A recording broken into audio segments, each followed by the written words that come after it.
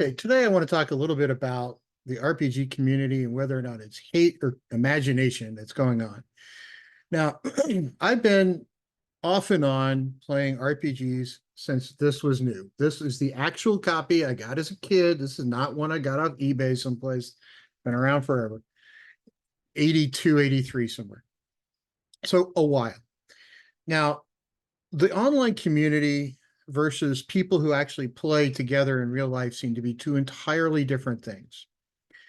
When I bought this book, the one right behind me, the original of Dungeons and Dragons, the history, the making of one that Hasbro came out with, there are 4 pages in it that have just some weird notes from the Hasbro management or Wizards of the Coast management that say stuff that I would have never put out, but I think was partially driven by the legal department because we're in a very litigious society. But the moment that book hit my front door, I was pretty happy. I was like, cool, I got this thing, right? Posted a picture of it. The online hate I got about how dare you give Wizards of the Coast some money. You're the problem, Tim. You're the problem. You shouldn't have given them any money. With people like you, Tim, how are indies supposed to survive? There's the key. How are indies supposed to survive?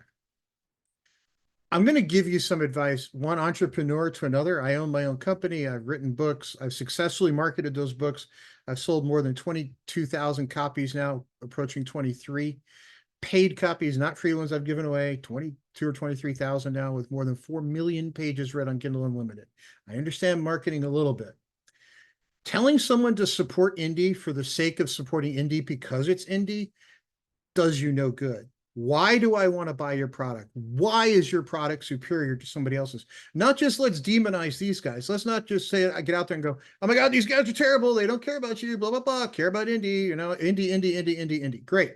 Got it. Understood. What makes indie better? And don't just tell me it's written by gamers for gamers, because I wrote a sci-fi book and I'm a scientist and it's not very good. But I've written some other books that are much, much better. But the point is, supporting indie because it's written by gamers doesn't make it a good game. Being a good gamer and writing a game are entirely different skills, shockingly different. Now let's go over to this book right here, which is really not a very good one, by the way. I bought that book because I was trying to look at some of the fifth edition stuff and say, okay, what is everybody complaining about? I found, there's some good fifth edition books.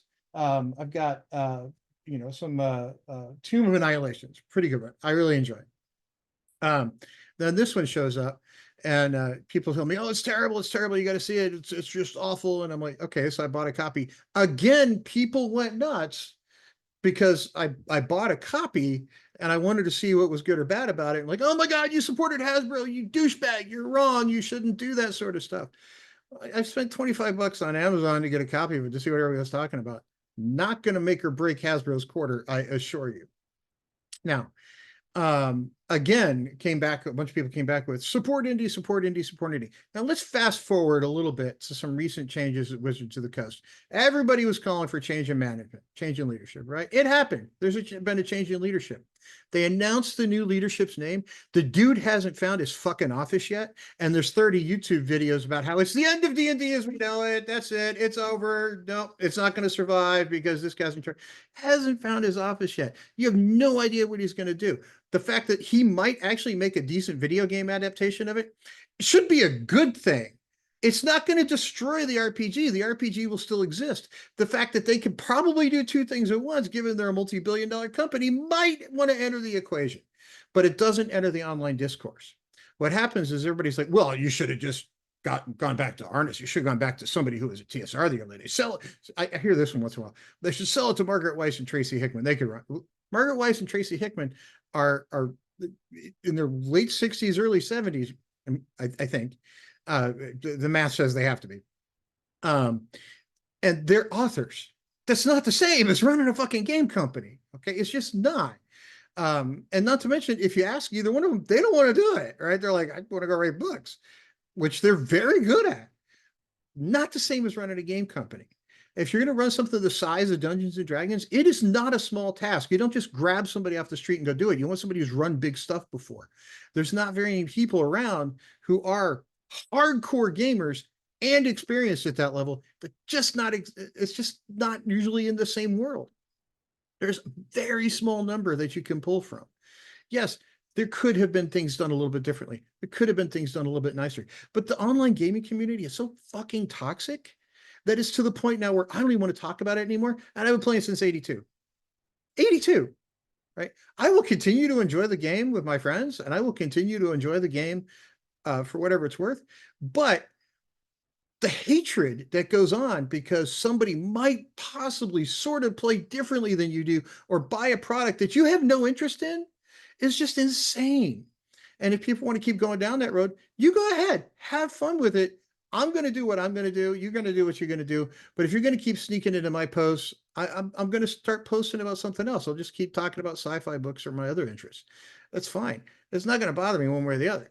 But I can tell you that some people in the community need to get their fucking blood pressure checked and might want to take a little bit of a moment to realize that all the guys spreading the Hasbro hate and spreading all the Wizards of the Coast can't possibly ever do anything right are getting paid by indie companies, or they own an indie company where they're pushing their own shit.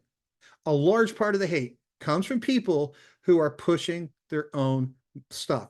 And that's fine. Push your own stuff all day long. But I got news for you, indie guys. And I'm one of you in the publishing world, supporting these guys and making there be more fans of RPGs and spreading that sort of uh, industry, the sort of market, can only be good for you. You're not going to unseat Dungeons and Dragons. They're too big. You're not going to take Wizards of the Coast down. It's not possible. They're just too large. Work with them, not against them, and you'd be better off.